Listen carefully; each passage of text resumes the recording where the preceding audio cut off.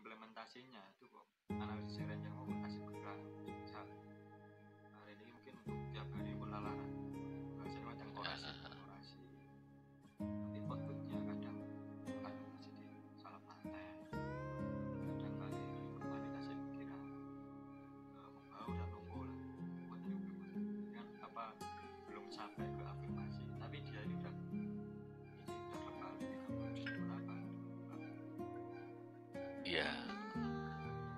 ya itu tadi artinya kan ya ono bener ono keliru nih. Jadi segala hal itu kan tidak mungkin keliru 100%, bener 100% ya angel. Jadi paling tidak disyukuri dhisik. Siapa lah Pak Dewi malah enggak paham plus. Nah kan kalau masalah itu kan berarti kan apa ya perlu ditingkatkan lagi kan gitu. Jadi kan kembali lagi ke motif dasarnya. Saat motifnya hanya untuk menghafalkan, ya berarti ya itu aja sebatas itu aja kan. Sebenarnya kan itu sangat-sangat disyukuri atau apa kan, tinggal menaikkan lagi apa implementasinya apa kan gitu. Bisa jadi kan karena gini, artinya ya memang sih di sini caranya menghafalkan kok, menghafalkan cepat. Berarti masih tahap itu yang didapat. Meskipun sudah sangat luar biasa kan itu. Nah, dalam hal menghafal itu kan berarti nggak memaknai toh. Ya berarti kan isiku alhamdulillah kemudian iso masuk ke pemaknaannya. Jadi artinya apa, paham tiap ininya, kemudian penjabarannya. Karena kalau belajar Quran memang ilmunya sangat luas toh. Belajar Quran kan ilmunya sekanten toh. Nah kebetulan yang ini kan spesialisasi untuk menghafalkan. Jadi ya icik bisa dipahami lah, icik bisa dimaklumi kan gitu. Nek jariku ngono sih wis apik ae lah gitu. Wis kalau sing elek apik kabeh. Meskipun ya kurang kan gitu. Ya karena sejak awal metodenya itu metode menghafal, bukan maknani gitu. Memaknai tidak. Jadi yang penting hafal dhisik gitu. Wis hafal muga-muga ngerti artine, nek ngerti artine muga-muga iso diamalke lakune kan. Wis apik ae.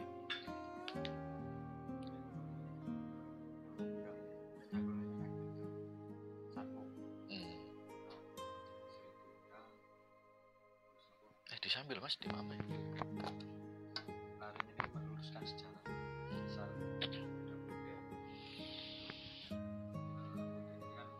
dari masyarakat sekitar belum teringatkan terbukti karena ini pegang kolonial Indonesia. Misal kita katakan ternyata hasilnya kosong, nggak ada mainnya. Ya menghasilkan kosong, mari masyarakat ini nanti tidak yang namanya. Dan kalau punya anggapannya itu. Jadi kalau secara sejarah kan benar meluruskan sejarah. Bahkan ini bukan makam si Mbah A, tapi belum katanya itu makam secara keyakinan orang nggak salah meskipun kita bahasa berdoa di pohon saja kan meyakini nggak berdoa pohon sama dengan punden, dia kan nggak di pundennya kan cuma alat berkau ini biarkan mereka tetap toh itu juga ada dampak ekonomi dan kalau sampai ini harus pindah ya ada semisal dibilang kalau mau nggak nyembah nggak apa-apa, kalau nyembah nggak apa-apa. Kita kan tujuannya kan langsung di peran itu berikut mengadakan gambaran mantan bahkan berdoa di tempat pohon nggak apa-apa saja toh kan masih sama. Sebenarnya kan kalau masalah punden itu memang katakanlah ya, punden itu kan menurut pemahaman saya, pengertian saya selama ini bukan hanya ya kalau orang ngomong kan makom ya, tapi yang disebut punden makom itu kan memang belum tentu bahwa tokoh tersebut yang dipundenkan memang dimakamkan di situ. Karena punden itu menurut saya adalah petilasan bahwa orang-orang yang seperti itu, orang-orang suci itu pasti punya jejak eksistensi. Jadi ada jejaknya pasti. Jadi kalau dia berdiam lama di suatu tempat, mesti jejak spiritualnya itu terekam di situ. Ini yang menyebabkan daya tarik. Jadi nggak masalah ya, misalnya kata sekarang Sunan Bonang, ngerti nggak nang di makome? Sing nang Rembang apa sing nang Tuban? Apa sing nang Madura? Dan semua disirai loh. Nang Rembang yo, sing nang pucuk gunung munggah kae, iku yo rame. Tuban yo rame. Nah sing ndi? Karena orang-orang suci itu, para wali itu, setiap mendiami sesuatu tempat, itu namanya ada jejak eksistensi, terekam di situ. Nah itu.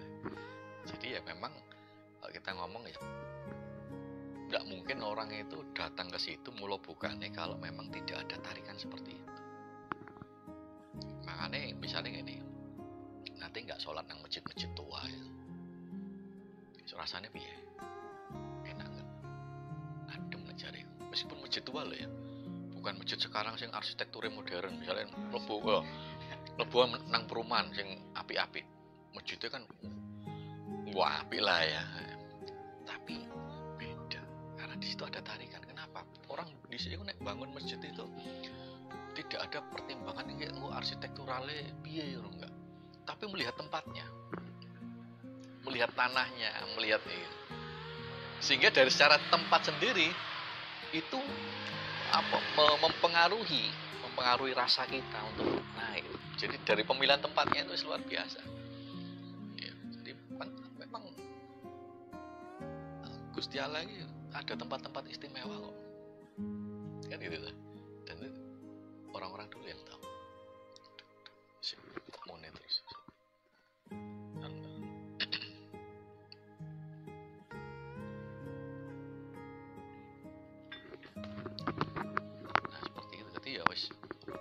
Kalau secara ilmiah memang tidak ada mayatnya atau apa ya tidak masalah juga. Kan sudah diyakini makam siapa gitu ya, tidak masalah juga. Tujuannya ngalah berkah, di situ kita bisa ngalah berkah memang. Jejak eksistensi itu pasti ada. Makanya kan gini, kenapa kok itu ada? Saiki ya, sebuah lagu spiritual, itu apapun ya, itu kan ada dua apapun namanya ya. Setiap agama punya lah, setiap kebudayaan punya apapun namanya. Itu sebenarnya kalau menurut saya itu tidak lepas dari dua metode ini. Dua metode ini adalah metode titik atau metode kosong. Metode titik atau metode kosong. Metode titik ini berarti apa? Ada sesuatu yang dijadikan atensi, dijadikan perhatian. Kayak wirid, zikir, itu berarti metode titik apa metode kosong? Titik. Karena ada yang diperhatikan, diberi atensi. Jadi nek cara liya wong meditasi ana sing meditasi lilin kan itu, ana sing meditasi suara tetesan air, ana ning nek ndelok film-film apa Shaolin ya kan ono sing ting sing apa kayak bol iku lho mangkok, ono sing aku dhisik nang gedhe ku nang Rangkah di sebelah rumah itu ono tonggoku Buddha pendeta, ono kelenteng ya tuk tuk tuk tuk tuk ini kayak apa sembul saka dari kayu ono doane sambil dia membaca mantra. Nah itu sebenarnya kalau secara umum ya, itu kan semuanya sama. Untuk apa? Melatih kehadiran biar orang itu tidak terserap di dunia. Itu titik. Nah, titik. Ada efek sampingnya biasanya. Kalau metode titik ini ada efek sampingnya. Apa? Keluarnya energi rohani ya, yang adikodrati. Tapi gak boleh jadikan tujuan. Kan motor kan dibatasi. Wow, jauh sampai kon wiritan jaluk sakti lah. Itu harus dibatasi. Tapi itu mesti keluar sendiri. Itu efek samping. Tetapi tidak boleh dijadikan tujuan. Makanya yang kurang pas itu adalah ngerti ilmu hikmah. Ilmu hikmah itu kan murid muridnya Syekh Abil Hasan At-Tadili, Syekh Ahmad Al-Falatil Bani. Dia punya kitab apa Mambaul Usulil Hikmah nih nggak salah. Mambaul Usulil Hikmah itu tulisannya Syekh Ahmad Al-Falatil Bani, itu cucu muridnya Syekh Imam Abu Hasan At-Tadili. Ini istilahnya ini kitab mujarobat tuh ya. Oh itu kan isinya ilmu hikmah ya. Oh sakti temen ya. Nah, mengamalkan itu ada lakunya, wiridnya ini caranya ini macam-macam. Nah berarti apa, seluruh ilmu hikmah itu sebenarnya adalah berasal dari tradisi Toreko. Nah masalahnya adalah bahwa kalau tradisi Toreko ya, berarti kan harus selalu ada ijazah dari mursyid, karena mursyid yang tahu kapasitas ruhani tiap muridnya kan itu. Dan meskipun mengamalkan ilmu hikmah, kalau itu ijazah dari apa mursyid, tidak ada tujuan lain selain tujuan untuk berlatih tazkiyatun nafs, pensucian jiwa kan itu. Kemudian menjadi keliru saat ilmu hikmah ini diamalkan di luar ijazah mursyid. Akhirnya jadi padepokan. Karena itu ilmu hikmah diamal no, torekoe enggak. Iki sing dadi keliru. Coba saya Isbahar. Ini luar biasa Isbahar. Sing nulis siapa? Syekh Abil Hasan At-Tadili. Kalau Isbaharnya berijazah dari mursyid yang toreko, oleh gak tiga kesaktian? Ya enggak. Pembahasannya Imam Abil Hasan At-Tadili diutus moco Isbahar itu sebanyak-banyaknya. Kenapa? Di situ ada nama-nama Allah yang agung. Untuk apa? Ngelunturkan nafsu. Tazkiyatun nafs. Begitu mlebu padepokan ilmu hikmah, dadi kesaktian loh. Iya bener kan? Mau suka hisib bae. Lo kan jane sing dihisib itu kan hawa nafsu kita sendiri, bukan orang lain. Nah, begitu jadi ilmu kasekten, diamalkan yang bukan ahli toreko, jadi ilmu kasekten iki mau sing dihisib wong liya lali. Padahal tujuannya ingin hisib itu untuk apa? Untuk menghisib diri kita sendiri, untuk menghisib hawa nafsu kita sendiri. Nah itu. Karena aku mungkin ya pelaku ilmu hikmah. Tadi ngerti aku wis katam gitu.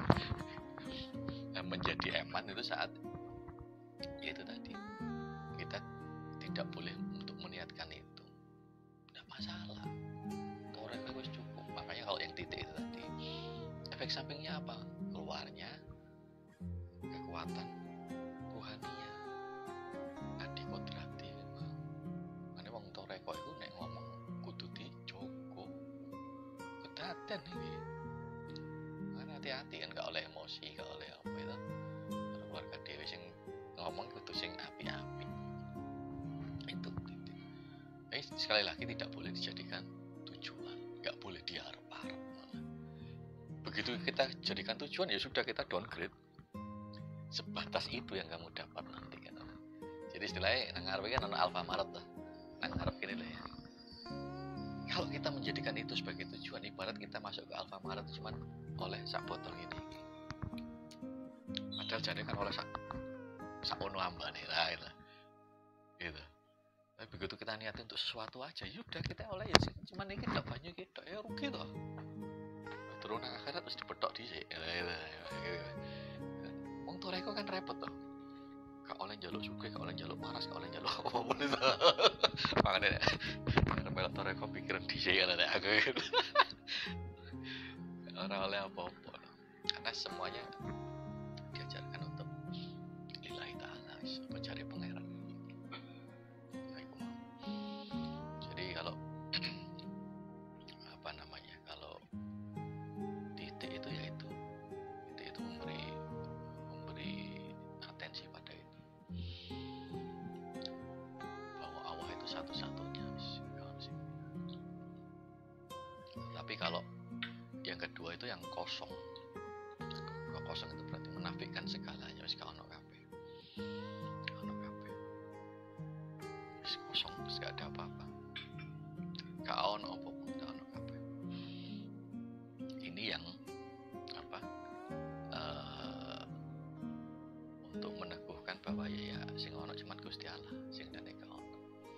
Nah, kalau yang metode kosong ini efek sampingnya karena sesuatu yang kosong itu kan menyedot black hole lah. Ya, kita ngomong orang astronomi tentang modern ada namanya black hole, celah hitam di semesta ini. Apapun juga benda langitnya, nek wis cedek black hole langsung keserap. Karena dia suatu dimensi yang kosong tapi gravitasinya kuat. Jadi kalau metode yang kedua setelah titik adalah kosong, itu dia menyerap. Nah, seseorang yang sudah mencapai tahapan ini, maka dia akan mempunyai daya tarik yang luar biasa. Tanpa dipaksa, setiap orang bisa takluk, bisa tertarik, bisa rindu. Siapa sih nggak rindu karo Kanjeng Nabi? Coba ayo.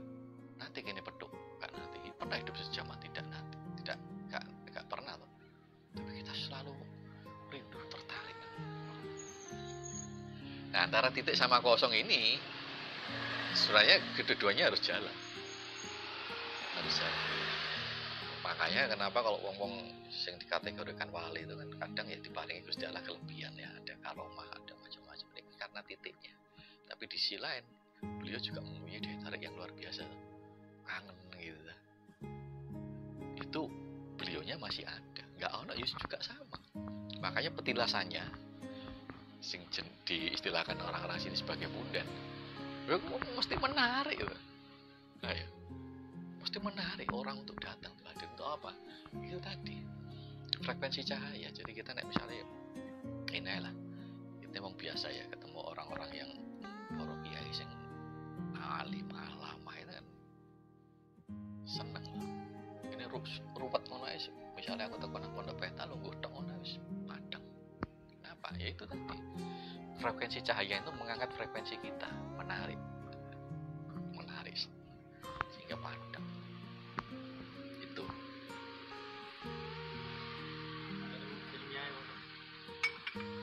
Ada.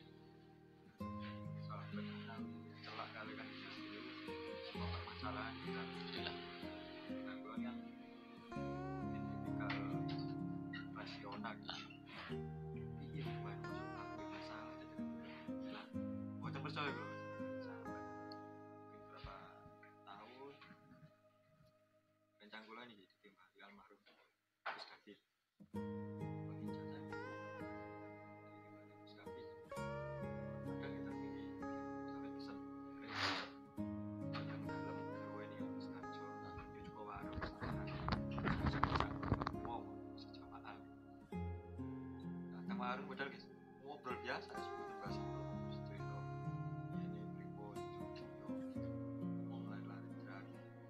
Nah, saat ini kan warna masalah ya masih makin sama-sama. Nah, ini langsung menyadari rasa plong hari ini belum bisa, tapi secara ilmiah rasa iya terpecahkan, tapi memang terasa. Iya, memang seperti itu. Tak dari guys.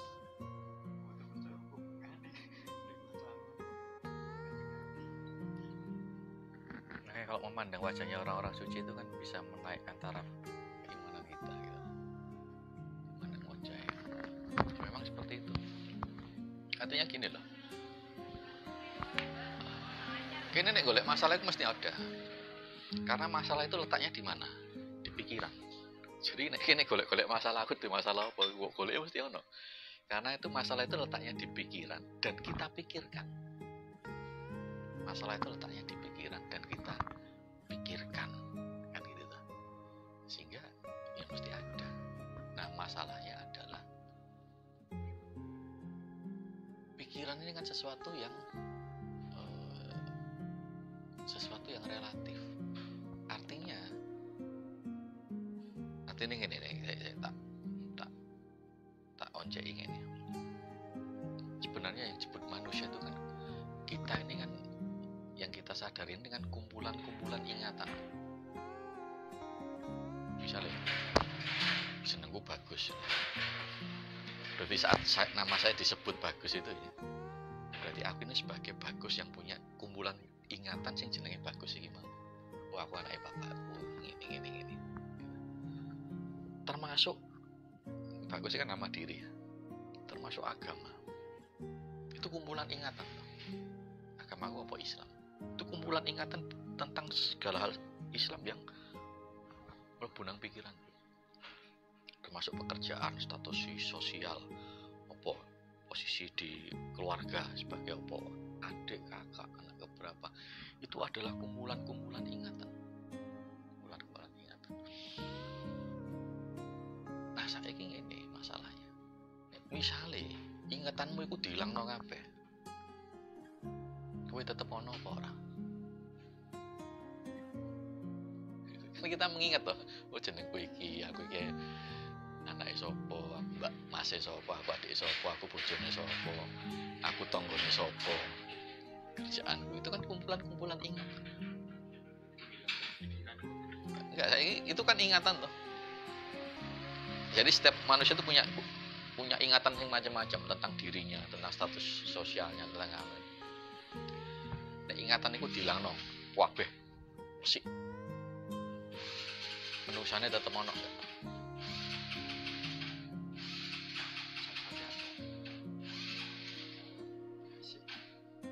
Lah secara keseluruhan ono enggak? Keseluruhan. Sing gak ono apane? Ya ngetan iki mau to. Kak takoki jenengmu sapa? Kosong. Salat. Kosong. Kamu mau apa? Kosong. Ya. Yang tetap ada apa? Dia menyadari dirinya enggak? Nah, itu pertanyaan. Misalnya semua ingatan di sosok manusia itu hilang. Dia tetap menyadari dirinya ada enggak? Tetap menyadari dirinya ada enggak?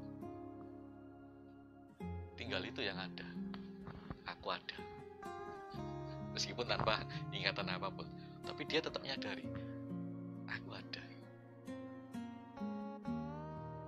Kayak gitu. Istilahnya mempermasalahkan agama betul dan lain-lain di sana ya nggak perlu juga. Karena agama itu kumpulan ingatan. Ya. Saiki seorang itu ingatannya dinulkan semua. Gak ono kabeh. Tapi dia tetap satu yang nggak bisa hilang dari dirinya. Dia merasa ada. Dia tetap menyadari ada. Meskipun dia nggak tahu nama, nggak tahu apa, tapi dia tetap menyadari bahwa dia ada. Nah sebenarnya inti manusia itu apa? Itu mau loh rasa ada. Saya kan HP wis Android kabeh toh.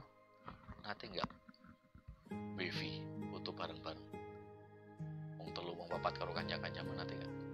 Sering. Jarang, tapi pernah ya. Oke. Begitu foto ini di-share, misalnya nang grup atau dikirim nang diri kita masing-masing, mbok sawang fotomu iki. Foto tadi hasil jepretan mbok sawang. Sing mbok golek dhisik fotone sapa? Ha, iku lho. Nanti golek fotone tanggane sik. Gak nanti ta? Mesti sing didelok apa? Fotonya kita masing-masing. Iku apa kira-kira? Ya karena kita merasa ada. Nah, gitu. Siji karo kewan. Kewan ini tidak memiliki rasa ada. Dia tidak menyadari bahwa dirinya ada. Dia tidak punya kesadaran tentang itu. Nek gak percaya, buka YouTube. Apa? Kata kuncinya apa ya? Wis bola apa? Jadi ada sebuah cermin besar di hutan atau di mana. Iki ono kewan. Dia tidak menyadari bahwa yang dicermin itu dirinya. Dikabruk. Der. Golek ono wae gitu. Tarung. Dipikir itu orang sosok yang lain.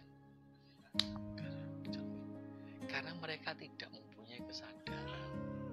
Iku bedanya menungso karo hewan. Menungso ngoco iku aku.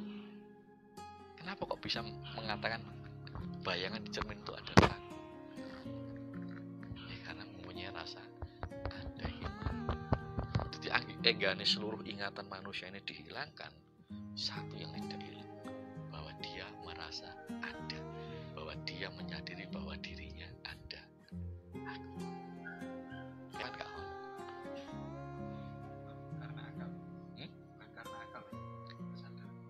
bukan karena akal, karena ruhnya.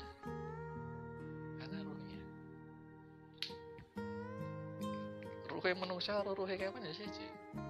Kan hewannya ya ruh hewani ya, ruh nabati ya nih. Jadi diri manusia lengkap. Ono ruh nabati ya, ono ruh hewani ya, ono ruh insani ya. Gitu. Karena ruh insannya ini ada kesadaran di situ. Ayo kita belajar masalah ruh, kan ada ruhul hayat sayaqzo. Ya manusia punya kesadaran karena ada ruh ini tadi yang tidak dimpunyai oleh yang lain.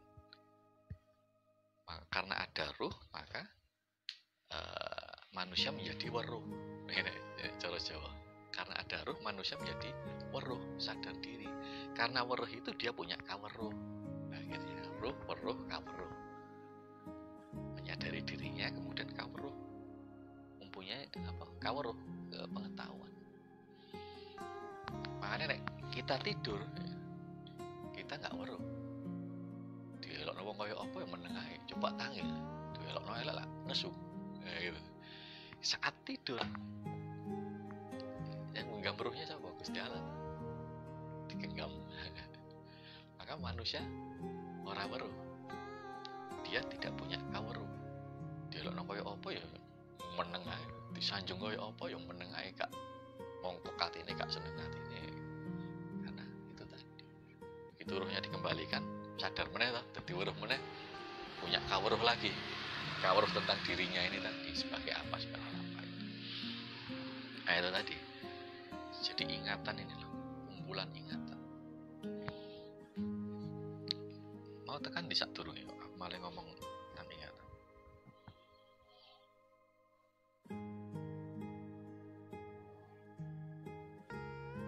Oh ya mau ya. Jadi itu.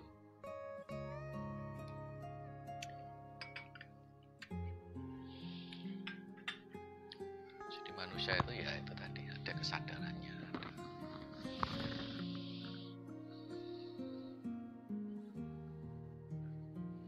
Gimana cara memanage pikiran? Kamu kan sampai cara manage jangan nanti ini berjalan dengan saat ini bukan dari program A setelah perjalanan kembang mana ini menanya yang terjadi ini itu sudah terbengkalai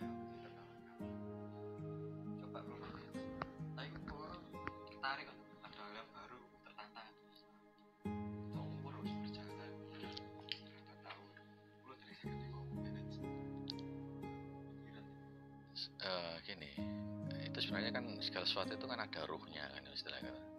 Jadi misalnya kita melakukan sesuatu ya, iki istiqomah sih nang kene. Sampai iki ketok. Jadi umpama ngene. Iki ngomong masalah usaha gitu ya. Oke, aku ada modal tak kayak usaha. Iki biarkan stabil dulu mlaku dhisik.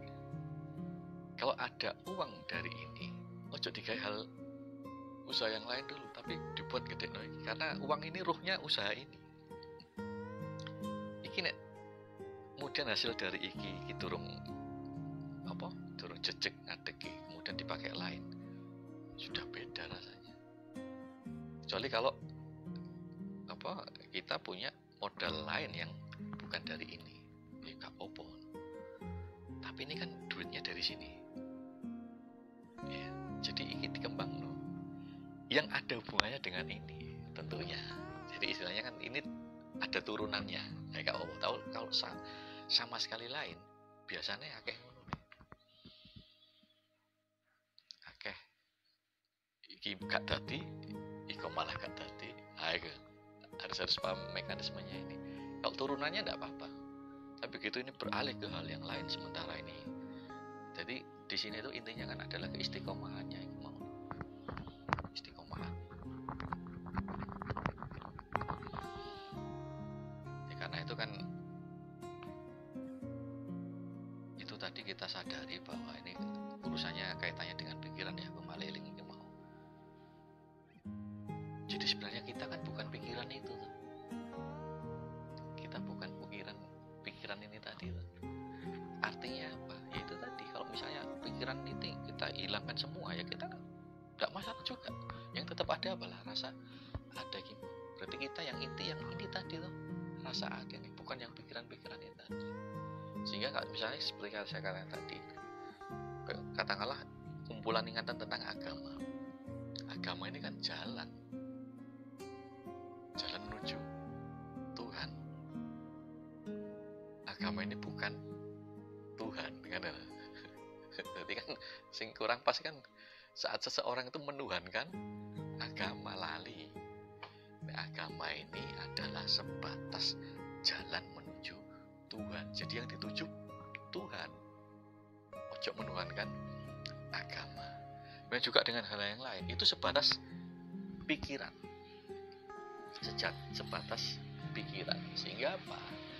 Sehingga kalau itu sebatas pikiran, sifatnya relatif, menjadi ada karena kita berikan perhatian, menjadi tidak ada saat kita tidak memberikan perhatian. Contohnya ini, seneng nge-game nggak? Seneng nge-game di HP? Berarti golek masalah ya? Nge-game itu kan golek masalah, bener nggak? Urip enak-enak ya nge-game, kan ono masalah. Istilahnya kan, ya enggak, game itu kan masalah toh. Gimana harus, misalnya aku gak seneng, misalnya game balapan ya, apa caranya menang, nggak ono, apalah level-level gitu, bisa naik level kan itu. Masalah itu kan kayak gitu, pikiran tuh kayak gitu. Jadi game itu masalah toh. Tapi gitu gamenya kita tutup, ono masalah nggak? Selesai tak masalah ya? Gitu, begitu kita buka game ya berarti kan itu ada masalah di situ. Nah, paham ya? Menjadi ada saat kita beri perhatian, menjadi selesai saat kita tidak memberi perhatian. Paham ya? Nah itu. Nah berarti ini harus diparingi dalam bahwa sebenarnya solusi dari semua masalah adalah pasrah. Pasrah ini apa? Mengembalikan lagi semua masalah pada Tuhan. Mengembalikan lagi semua masalah pada Tuhan. Berarti apa? Fokusnya bukan pada masalahnya. Fokusnya adalah pada prosesnya. Ya, paham ya? Masalahnya bukan pada atensinya bukan pada masalahnya, tapi pada proses melepaskan masalah itu, kembalikan pada Tuhan. Nah, saat ini masalah itu letaknya di mana sih? Di pikiran kita, bukan di luar. Kita konflik sama orang, katakan. Letaknya di mana? Nang pikiran kita toh. Kepikiran, cah iki kok ngene, bapakku kok ngene, bojoku ngene. Yang merasakan di mana? Di dalam, bukan di luar. Yang terasa itu di dalam. Berarti masalah itu ada di mana? Hidupnya di mana? Di pikiran kita. Nah, saat kita memberi perhatian terus pada ini, ya ini gak mari-mari. Makanya diutus pasrah, lepaskan, balikin ke Gusti Allah. Jadi yang kita perhatikan bukan masalahnya, tapi prosesnya. Nah, hubungannya apa karo zikir mau? Jadi mesti berhubungan, hadir. Kita beri perhatian. Kita beri perhatian. Yang kita beri perhatian apa? Prosesnya ini tadi. Proses melepasnya. Bukan pada masalahnya ini. Gak usah dikei perhatian. Kok hilang-hilang dewi. Nah, kenapa itu? Saat kita hadir misalnya ketemu seseorang kan gitu lah. Yang orang itu punya frekuensi yang bagus, punya energi yang bagus, punya energi rohani yang spiritual yang bagus. Kita hadir dekat saja. Itu perhatian kita terserap kepada beliaunya gitu. Masalah kita waktu itu kita beri perhatian enggak loh, hilang tuh masalahnya. Wah, begitu lepas dari situ ya kalau masalah tetap ada kan itu, tapi sudah tidak menjadi beban dan kita bisa melihat pintu keluarnya. Paham ya? Kenapa? Iki masalah. Terus kita di sini. Berarti kita menjadi bagian dari masalah. Gak ngerti lawangnya nanti. Tapi begitu kita tidak memberikan perhatian di masalah ini, kan kita keluar. Paham ya? Jadi saat kita melihat ke sini, kita sudah melihat dari luar. Kayak tok lawangi, lho iku lho lawangi gitu. Itu penjelasannya. Proses keluar bukan wilayah kita dari bagian masalah. Dan itu kita harus punya kesadaran seperti itu. Kalau kita belum bisa memanage itu, itu mau cara nih. Nang makom, nang pondok, nemoni wong-wong sing punya, itu mau. Ya bang, kalau kita sudah punya kemampuan untuk keluar sendiri dari itu, tidak masalah. Kita cukup diem, kita keluar, kita perhatikan lewat itu kan upaya untuk keluar dari masalah. Intinya kita tidak bisa menyelesaikan masalah pada dimensi atau pada ruang di mana masalah itu terjadi. Dan masalahmu terjadinya kan di pikiran, dan kamu menyelesaikan dengan pikiranmu tidak mungkin bisa toh. Kamu harus menyelesaikannya dari level yang lebih atas lagi. Berarti kamu harus keluar dari pikiranmu. Ya apa berbeda dari pikiran yang mau nekani wong-wong sing soleh, para yai, para gus, iku mau ziarah nang makom gitu. Wiridan itu. Sehingga kita keluar dari pikiran kita. Sehingga kita sudah tidak menjadi objek di dalam masalah ini, kita menjadi subjek yang bisa melihat dari atas. Oh, itu loh dalan ya. Paham ya? Jadi masalahnya tetap ada, tapi kita sudah melihatnya dengan dari luar, sudah berbeda. Makanya kan kita berjalan. Iya, lebih bisa tenang, adil gitu. Kuncinya ngono tok berbeda. Yang tadinya kita sama-sama objek, ya ruwet tok padha-padha objeknya. Ya kita harus menjadi subjek. Oh, ngono tok, ngono. Gitu.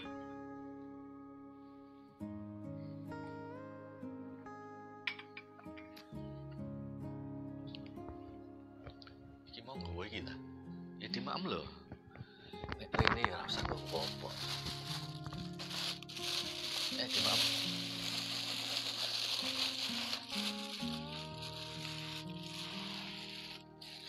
Ayo monggo. Oh, dhewe dimaem. DCP karo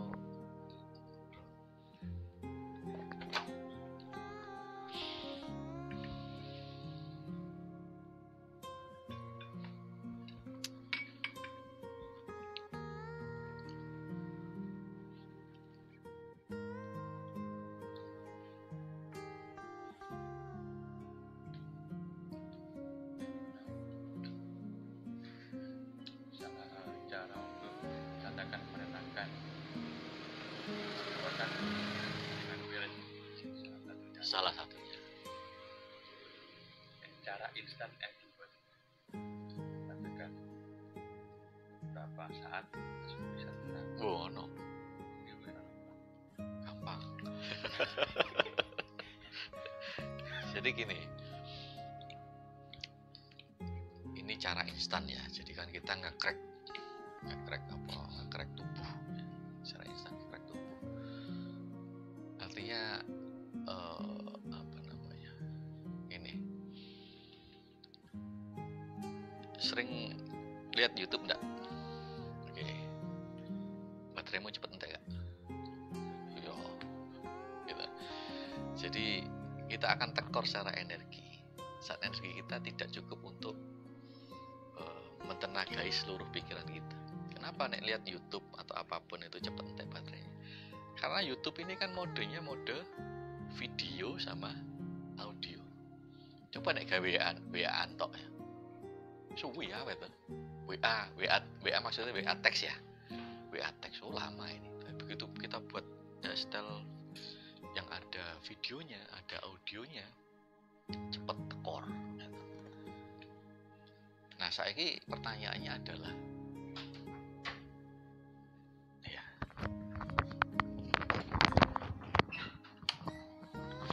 Pertanyaannya adalah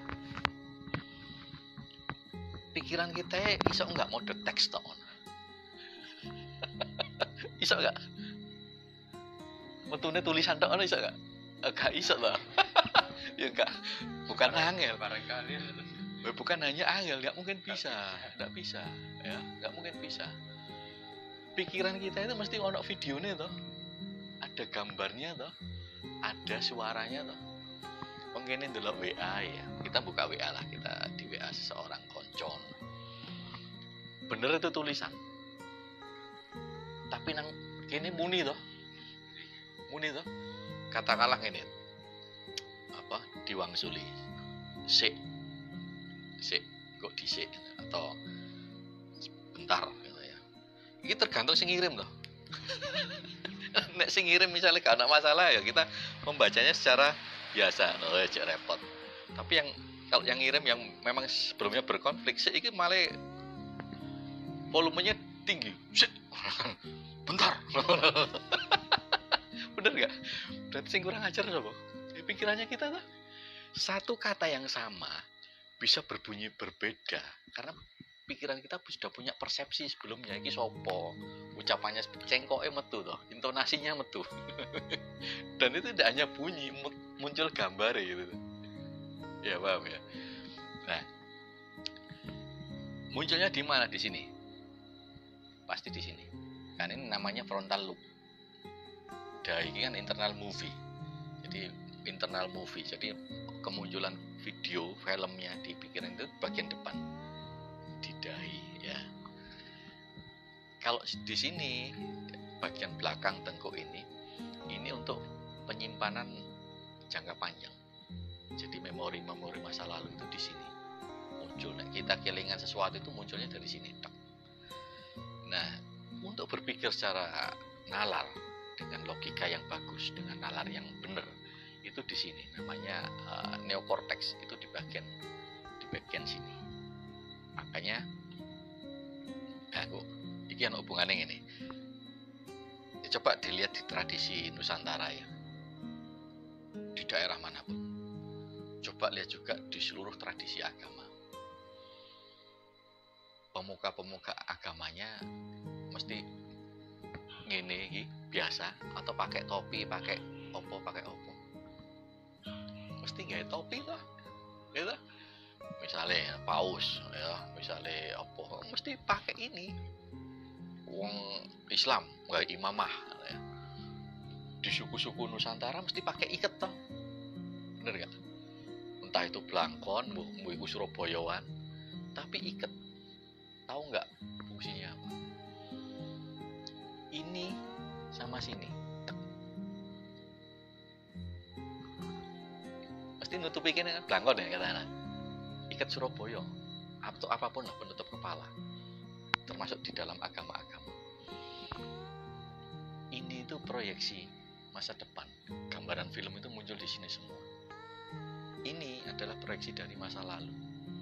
Wong ruwet itu karena apa? Eling sing wingi, khawatir sing ngarep sing gak ngono. Untuk ngatasi pakai ikat. Sehingga pikiran memberi atensi, ya ada tekanan di sini, ini ada tekanan di sini, mandek. Ini ibadah apike gawe ngono iku. Untuk membantu ke khusyuan, paham ya? Akhirnya saiki ya. Kayak andane mulane. Makanya itu. Jadi itu ada maknanya semua. Bahwa ada masalah itu juga ada solusinya. Nah, kan itu pakai ikat ya. Pakai ini. Nah, kemudian sekarang yang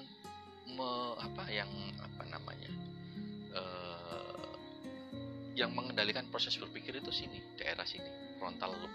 Makanya akal itu kan di sini. Makanya nek wong Jawa nek bayek itu kan surup ditopeni. Ngerti bayi ya. kini ini kan laki lahir ya, sini bun-bunan ya. Kalau kita melihat tradisi apa ya, tradisi energi, tradisi cakra, di sini ada cakra mahkota sing secara teorinya ini terhubung dengan energi langit keilahian kan di sini semua. Akal ini gue nang di ya nang kini. Akal itu bukan di dalam otak ini kan hardware-nya, software-nya akal. Jadi otak itu diliputi akal. Jadi otak itu tidak di dalam tubuh kita, tapi di luar meliputi. Waduh kayak ruh karo jasad itu gede nih. Gede ruhin. Oh, ruh kok nang jero jasad lu gede enggak gitu, melingkupi seperti itu. Ini sama, akal itu di sini. Jadi dia mentenagai otak. Otak kan akal ya gak bisa mikir. Kebu otaknya gede. Ora bisa mikir karena enggak diparingi Gusti Allah dengan akal kan gitu. Nah, sekarang cara singkatnya bagaimana? Ya berarti kan kita harus menghentikan pikiran tuh. Ya enggak mungkin bisa berhenti total ya. Tapi kita biar caranya apa? Pikiran tuh berjeda sesaat biar cepat tenang ya, biar cepat tenang. Nah, ini bisa dimanfaatkan untuk peribadahan ya. Maka caranya piye gampang.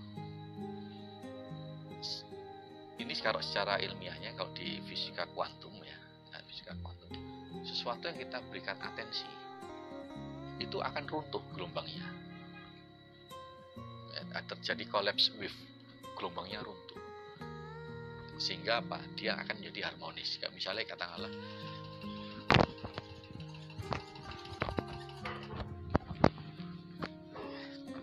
komputer PC nek wis hang diapakno? Di reset. Ana tombol power, ana tombol reset cilik ta. Hang ngono, reset. Seder. Dia akan restart lagi. Nah, ini sama seperti kita pikiran. Ini bisa kita reset dengan cara apa? Dengan cara memberi atensi. Memberi atensi itu apa? Memberi perhatian. Bukan konsentrasi ya. Bukan konsentrasi. Jadi atensi sama konsentrasi itu beda. Konsentrasi kesel. Misalnya gini apa? Ujian. Konsentrasi itu tegang semua, kesel. Misalnya gini pertama kali pas cilik belajar sepeda. Itu namanya konsentrasi. Fokus. Apa caranya ben gak tiba. Itu konsentrasi, capek. Tapi begitu saya sepeda, baru ngomong-ngomong dadah, tetap nyantai tuh. Itu namanya atensi, memberi perhatian pada prosesnya. Yang kita lakukan adalah sekarang memberi atensi. Mana yang kita beri atensi? Ini yang kita beri atensi. Jadi begitu sesaat ya, langsung spontan, seakan-akan kita perhatian kita ini kita alihkan secara keseluruhan di sini. Ya coba sampai ngadek kok. Berdiri, biar tahu rasanya. Nah gitu ya, berdiri. Nah sekarang nanti kalau saya beri apa-apa, langsung perhatiannya dialihkan ke sini. Kalau misalnya belum bisa mengalihkan secara langsung, boleh dipegang terus ininya perhatikan di sini. Ya, 1, 2, 3. Langsung perhatikan sini ya, langsung perhatikan.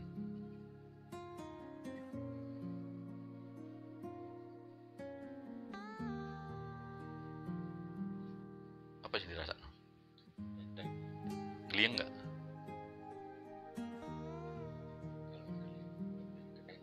Ya coba lagi tegang ya, misalnya ini kondisi normal. Oke, kondisi normal.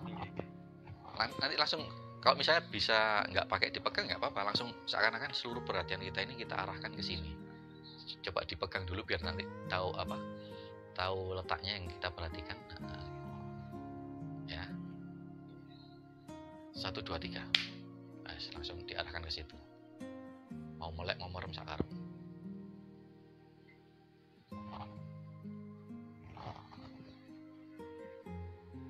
Proses lihat-lihat kan.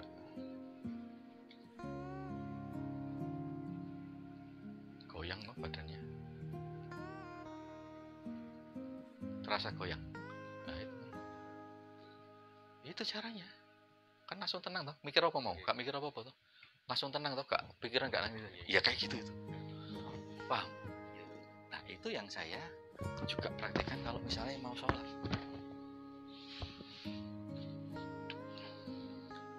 Itu langsung gelombang, jadi gelombang otak itu kan ada alfa, beta, alfa, beta, delta, theta. Kalau kita kondisi sibuk setiap hari itu beta ya, alfa kemudian turun delta, tidur tuh semua manusia. Dan dalam kondisi kusuk itu dia turun ke delta. Makanya aku tadi bilang wirid mulai ngantuk bener, berarti kan gelombang otaknya turun, mulai kayak gliyeng gitu, seliut ini kayak seliut. Nah ini harus dipertahankan biar nggak tertidur. Ini khusyuk.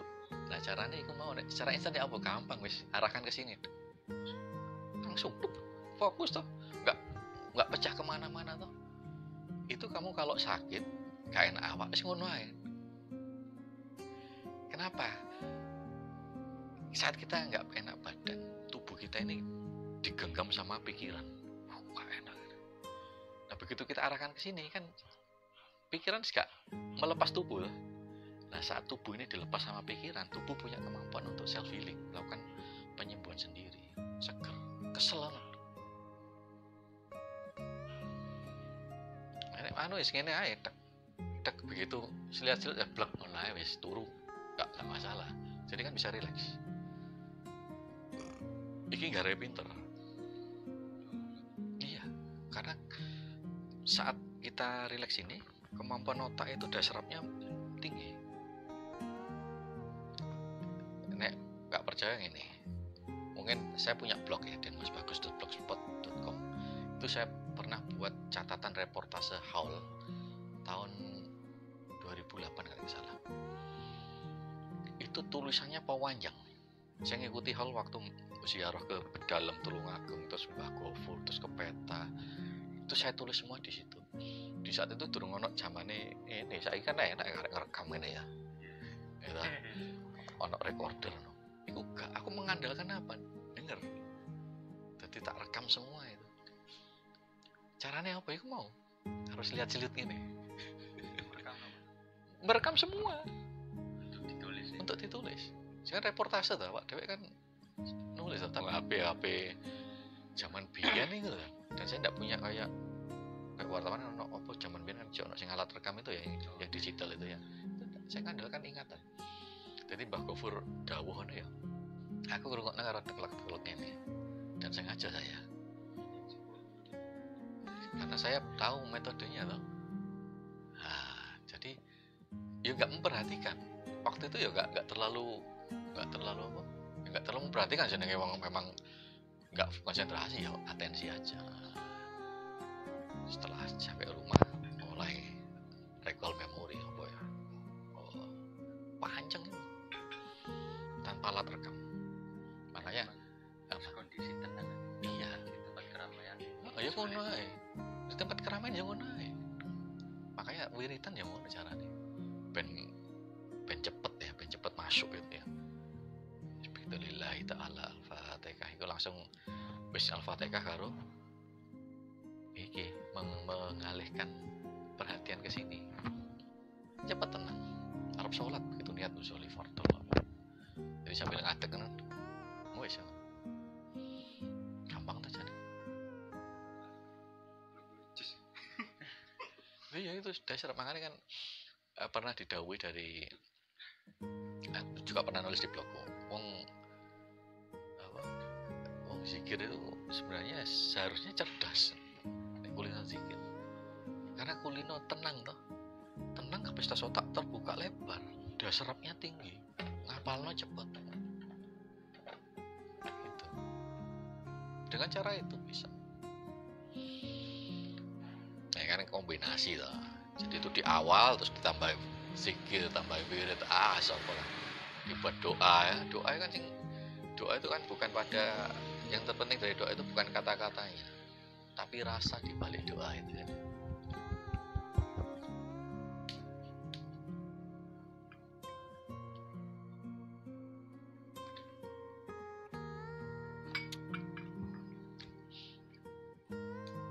Jadi itu kalau secara ilmiahnya namanya DEC, Direct experiencing circuit. Jadi apa? Direct itu kan langsung ya. Jadi sirkuit pengalaman secara langsung. Jadi tadi kan kita mengalami situasi yang saat ini. Gak mikir wingi itu. Nah itu lah. Di mana di sini dalam kondisi seperti ini benar-benar itu namanya direct experiencing circuit. Nah kebalikannya apa ya, kondisi kita ini misalnya sampean biyen lahir nang Sidoarjo, ini namanya naratif circuit karena dia berpikir recall memori, memanggil memorinya. Oh iya aku lahir nang Sidoarjo gitu. Nah karena masih mikir mencari data di memori kita. Lawannya itu tadi direct experiencing circuit DEC.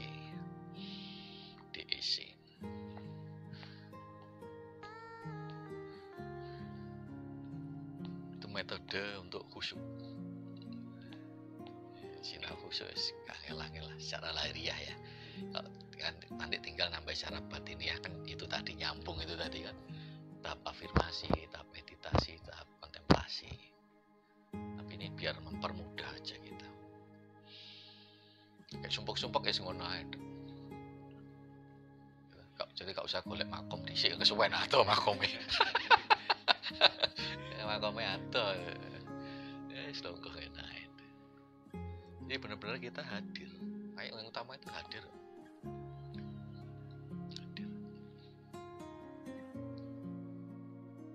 Jadi ada tokoh besar filsuf Jawa namanya Ki Ageng Surementaram, tokoh besar filsuf Jawa itu. Beliau ngendikan bahagia itu ya piye to bahagia itu ya saiki ngene.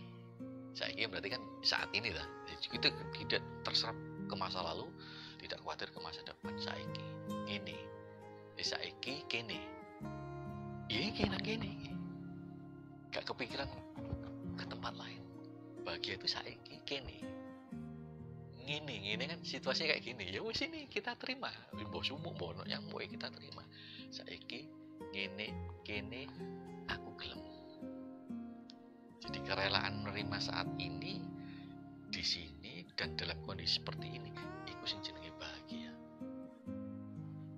Bahagia itu tidak di mana-mana, bahagia itu di dalam. Kapan? Ya saiki. Nang ndi? Ya nang kene. Piye? Ya kaya ngene ya iku bahagia. Mangan sego karo iwak asin karo sambel itu bahagia. Menjadi tidak bahagia bahwa pada saat kita makan ikan asin sama sambel kelingan ayam. kelingan apa iwak lele. Kan gak bahagia. Karena apa? Realita yang ada kita pertentangan dengan bayangan kita tentang sesuatu yang kita dalam tanda kutip kita sebut sebagai enak.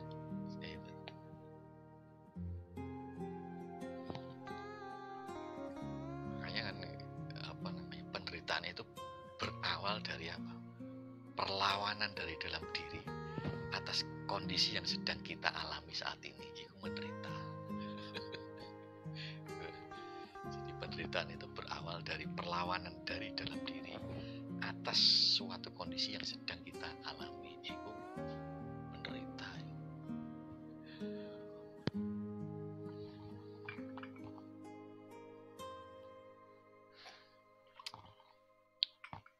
Makanya jane gak pikir-pikir ya as. Agama itu yang bener. Kita disuruh apa? Suruh reto loh. Reto itu apa? Ya itu mau reto. Reto itu kan sama ikhlas kan beda. Reto itu kan respon kita terhadap pemberian Allah. Itu reto. Tapi nek ikhlas adalah sikap batin kita untuk mempersembahkan ke atas kan. Jadi reto itu dari atas ke bawah, kalau ikhlas itu dari bawah ke atas. Ibadah ya ikhlas, urip ya reto. Kan selama ini kan kita samakan cuma ikhlas loh. Ikhlas itu sikap batin kita mengekspresikan, mempersembahkan itu ikhlas. Ridho itu penerimaan, masalah penerimaan, menerima takdir Allah ya ridho.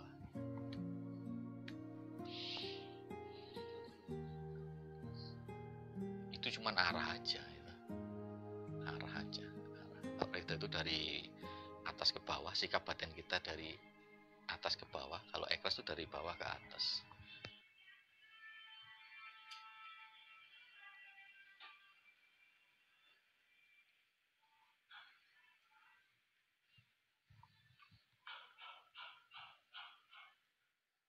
Kadang posisi tenang yang sering jadi pas sholat eling-eling duwe utang atau eling-eling barang sing jarang dieling nih lho, kadang keinget Iya. pas sholat itu memang apa bisa memancing hal yang mungkin terpendam di memori, ketika tenang bisa muncul semua, atau mengkrono kebetulan ingat kan.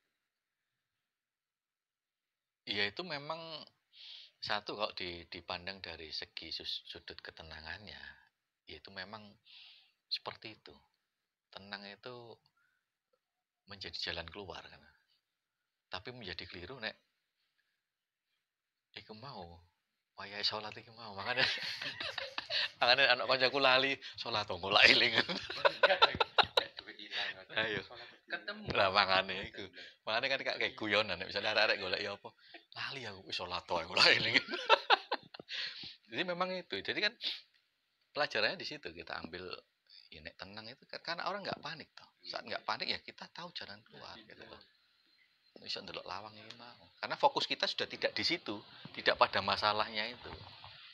Kita pada masalah ya kita, wong aku kacamata ngene sok lali, kacamataku nang ndi ya. Kan gitu toh. Karena kita fokus di situ. Makanya berbeda. Makanya kan gini. Gusti Allah ngerti kok, Gusti Allah sing nyiptakno menungso toh. Bahwa manusia itu selalu terserap pada dunia. Karena itu diberikan stasiun-stasiun perhentian biar balik eling maneh. Sedina diparingi 5 waktu. Seminggu diparingi 1 waktu. Ada waktu-waktu khusus ana Jumatan. 1 tahun diparingi 1 bulan. Nah, ada perhentian-perhentian itu. Karena ini apa namanya? Manusia itu kan ada sisi apa basyariahnya. Ada sisi ruhaniyahnya. Jadi ada sisi ruang waktu dunia ini kan sifatnya materi. Nah, karena kita ini diutus hidup di dunia, di ruang waktu, maka kita juga diberi jasad untuk bereaksi dengan ruang waktu. Tetapi untuk mengelola materi ini kita diberi jiwa. Diberi jiwa. Tapi jiwa ini tidak akan bisa aktif kalau tidak ada ruh. Sehingga ono jatahe dewe-dewe. Sehingga untuk mengembalikan, membatasi, menjaga dari keterserapan ruang waktu, maka kita juga diberikan apa? Waktu-waktu khusus untuk berjeda lewat sholat, lewat macam-macam kemaulah ya. Dengan apa? Karena ini materi, jasad, ya dengan gerakan-gerakan fisik. Nah, inilah ini kalau jadi ilmu pengetahuan ilmiahnya, ini kan ilmiah semua. Kalau ngomong meridian, jalur energi tubuh, ini ada kajiannya semua. Ada kajiannya semua. Manfaatnya apa? Bahkan orang-orang yoga itu kan tradisi, bukan Hindu yoga itu. Yoga itu sebelum Hindu malah, India kuno. Itu kalau melihat sholat itu dia bilang easy yoga.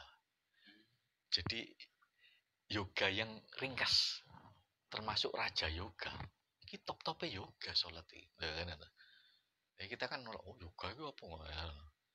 Ada orang-orang itu kalau melihat gerakannya sholat, easy yoga. Jadi yoga yang easy, apa ringan, apa mudah itu. Dan termasuk kategori raja yoga. Itu luar biasa sholat itu, manfaatnya banyak. Itu dari sisi ini ya, gerakannya, dari waktunya. Tapi Tapi sebenarnya kan juga bukan itu juga. Ada jatahnya jiwa. Jatahnya jiwa apa dengan apa? Yaitu tadi. Dengan bacaan-bacaan itu tadi kan. Ada jatahnya ruh apa hadir itu mau. Jadi lengkap sholat ini.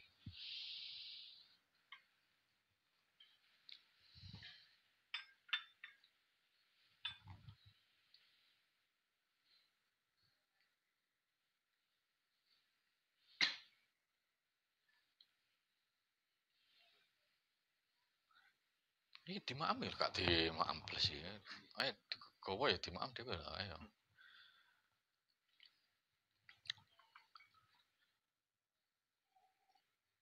Kalau ini ningali no giringalah nih. Searching. Tanggi temu Probolinggo. Probolinggo. Itu enggak ada jamaah ya? Jamaah Sidoarjo. Pak Erwin. Wong Bloro ya. Dhisik Bloro. Pak Erwin. Kan ada pondok Giringalah itu kan niatnya itu kan apa ya? Mendidik santri untuk punya kemampuan wirausaha gitu loh. Jadi kan dulu kalau misalnya ada santri boyong kan kadang masih bingung untuk sarana penghidupan apa gitu. Nah beliau pengennya seperti itu. Wis nang kene tak latih apa. Spesialisasinya memang pengolahan kayu. Tapi di situ waktu pertama itu ya kuliner ya apa misalnya massage pijat apa. Jadi di situ dilatih. Nanti setelah selesai di situ 6 bulan diharapkan bisa buka sendiri-sendiri di tempatnya masing-masing, mulai nang omahe dhewe-dhewe dan itu nanti bisa membentuk sebuah jaringan gitu. Cita-citanya gitu. Beliau beli tanah di sana buat pondok itu, terus di sebelahnya dibangunkan pabrik itu kayu itu.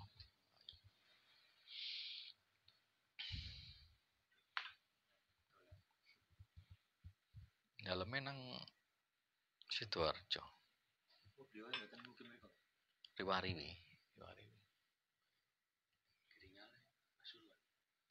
Probolinggo. Pasuruan iki ngalah rujuk siji. Giringalah.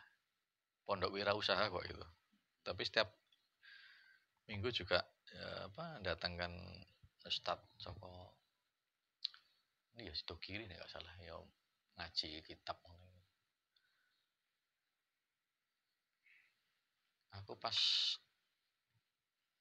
hall online pertama itu loh waktu pandemi itu ya pas nang kono itu distelno layar lebar Dan Giringalah Masjid Pendopo ya. Nah itu ono kok aku dokumentasi ini dimintain tolong beliau gitu. Sampai saat ini nih. Iya. Kapan nalaring kelantak pengen Mercedes kan. Ya gambarnya arti terus di mode kali kayu. Bila lah kalau seawal ini ningali nih searching pas produksinya ini. Iku waktu itu ya ini kan ini masjidnya ini masjid model pendopo asik aja nih tanah luas. Nah ini pengalaman diundang ke sana dimintain tolong isi materi toh.